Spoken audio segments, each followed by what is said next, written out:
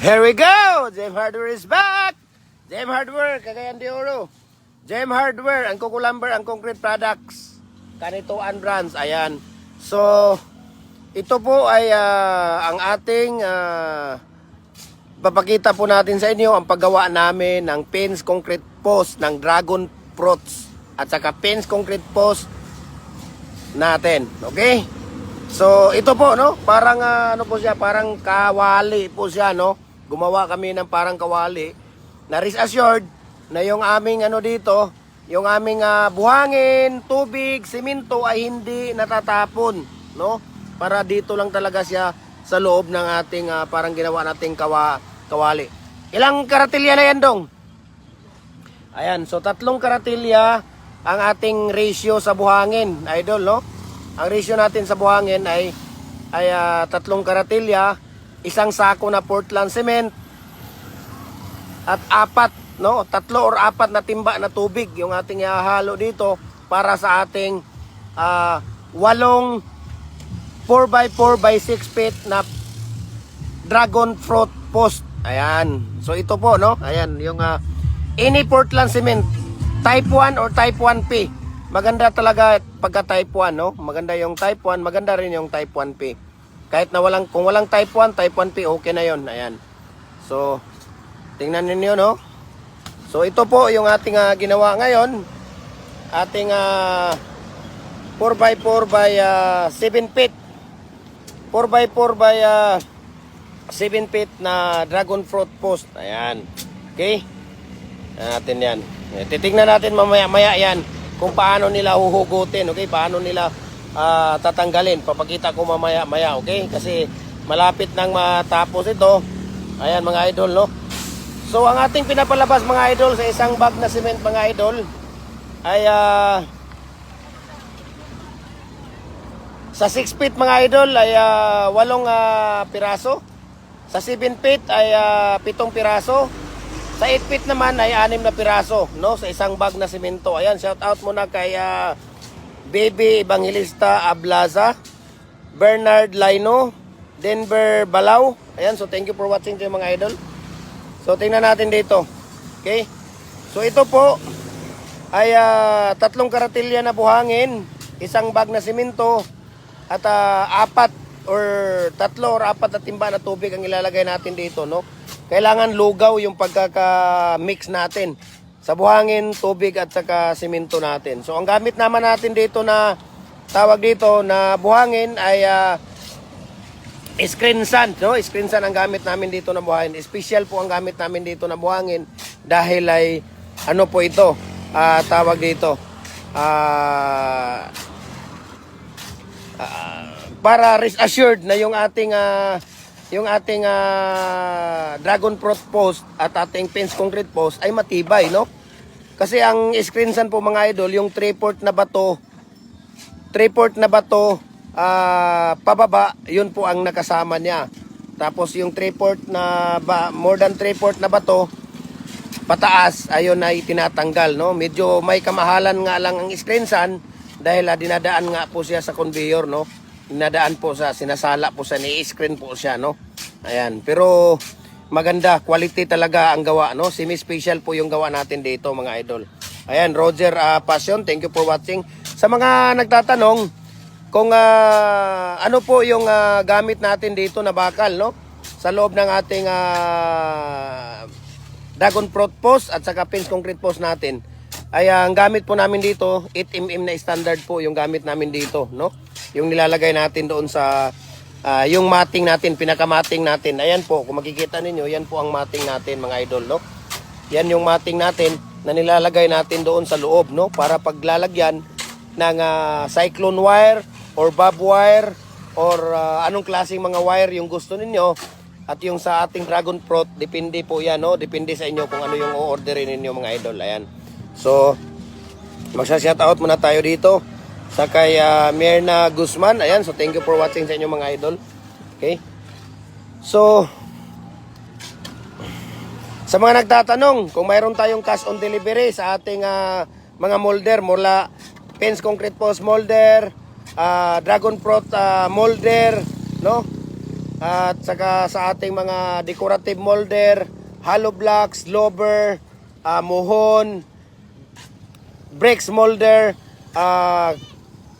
culvert molder, yung RCPC molder, RCPC pipe molder natin. Ayan, no, wala po tayong COD mga idol, no. 50% po tayo, mag-down payment po tayo ng 50% bago natin umpisahan yung tawag dito, yung fabrication ng order ninyo. Tapos 50% at saka yung shipping fee ipapadala ninyo bago pipick upin ng Libcab Super Express. Sila po yung cargo natin na inaano dito. Ayan. So tingnan natin, oh. Ito po ay para po ay magkakatawag dito. Para po ay magkakaroon ng magandang kalalabasan ng ating dragon fruit post at saka yung ating fence concrete post. Ayan. Okay? So ato sa dito dong. Ayan. So dito naman paggawaan ng ating mga culvert natin, no, mula 6 inches hanggang 85 inches, 86 inches. Ayan. So walang problema. Okay? So ayan, ipapakita po namin maya-maya sa inyo. Papakita po namin maya-maya sa inyo kung paano namin ito tinatanggal itong mga molder namin. Ayan. Papakita po namin sa inyo yan maya-maya. See? At sa ating mga tawag dito, no, naglalagay lang tayo ng molasses mga idol sa ating hollow blocks, decoratives at saka sa ating tawag dito, sa ating mga bricks. Ayan. Naglalagay lang tayo ng molasses. Pero sa ating mga culvert, sa ating mga dragon fruit post at saka sa ating fence concrete post, hindi po tayo naglalagay ng molasses mga idol. Okay, ang gamit naman natin dito na tie wire mga idol ay number 610, no? Para matigas talaga at reassured na yung ating tawag dito, yung ating tie wire ay talagang matigas, no? Malaki ang gamit natin dito. Okay, so tatlo yung bakal na nilalagay natin dito sa loob, no? Yung ito po yung pinakamating natin. Yan, kung makikita ninyo, yan po ay pinakamating natin. Okay? So every 1 feet po, no? Pagka sa 6 feet po, sa 6 feet, 6 na stirrup po yung ginagawa natin, no?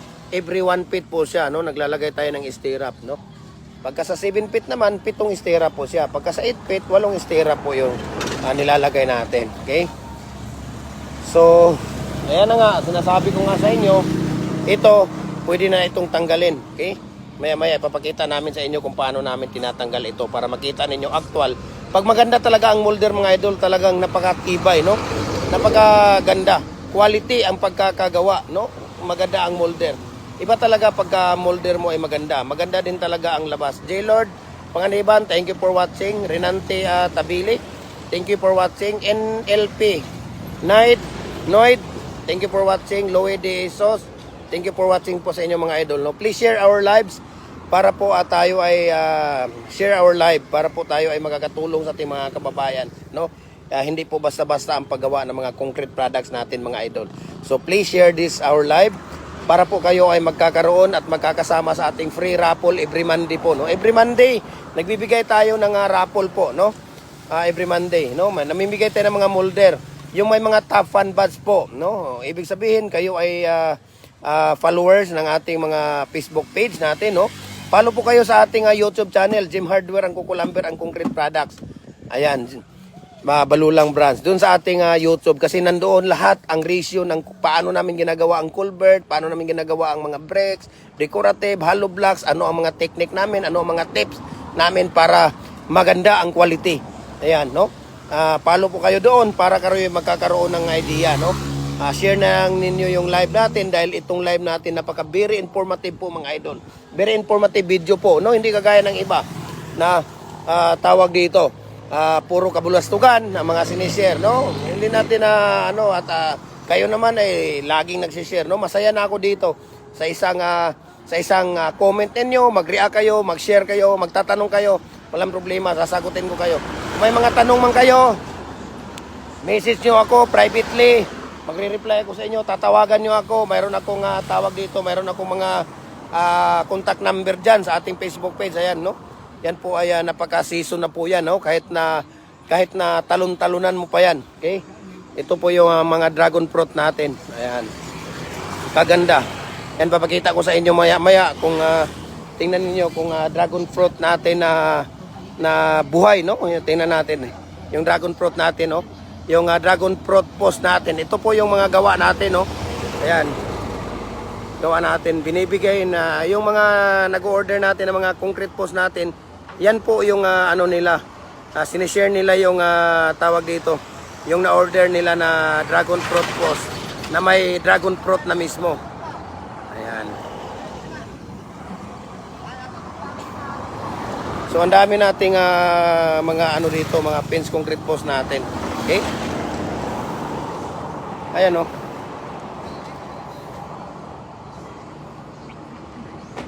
Yung dragon fruit natin. Okay?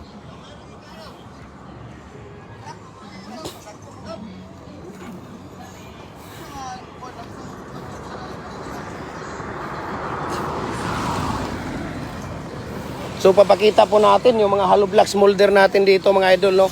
Ang dami nating mga hollow blocks molder dito. Okay? Ang dami nating mga hollow blocks molder dito. Kung nakikita ninyo mga hollow blocks molder natin, ayan oh. Nakikita ninyo yan oh. Ang daming mga hollow blocks molder natin, ang daming mga bricks molder natin. Yan kung makikita ninyo yan diyan. Okay, ang dami yan diyan, okay? May mga muhon, hollow blocks, bricks. Ayan. PM nyo lang ako para magkakaroon kayo ng price list at saka shipping details. So balik tayo dito sa ating fence concrete post natin para makikita ninyo kung paano namin ginagawa. Ayan, tingnan natin mamaya-maya ang paghuhugot nila dito, no, yung pagtatanggal ng ating pagtatanggal ng ating molder. Ayan, tatanggalin po ito. Ayan, mamaya-maya tatanggalin natin yan. Kay Tolets, Macmob, thank you for watching. Mayro Lamarca, Pamela Mayday, J. Lord Panganiban, thank you for watching po sa inyo. Patrick Bidanya, so thank you for watching sa inyo. Ayan.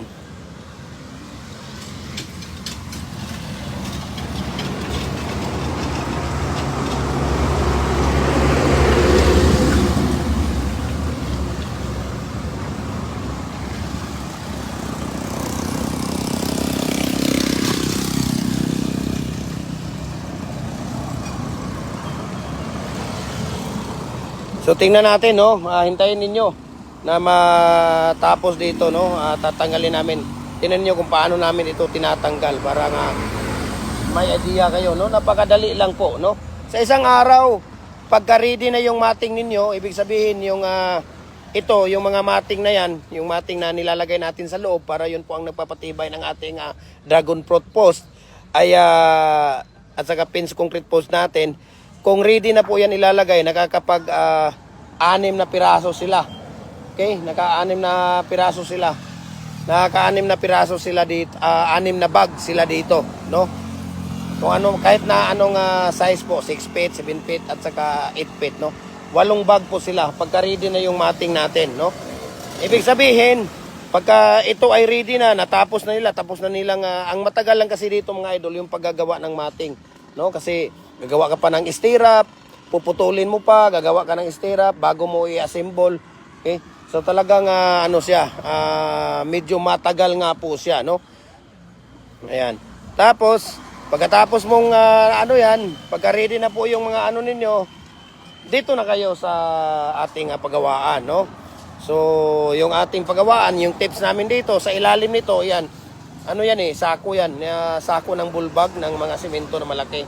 Pwede din trapal. No, ang nilalagay namin dito, lupa. Pagkatapos ng lupa, ay nilalagyan namin ng painsan. Kailangan libilado siya. No? Pagkatapos ng painsan, lagyan ng tawag dito, sako. Bago natin ilagay yung molder.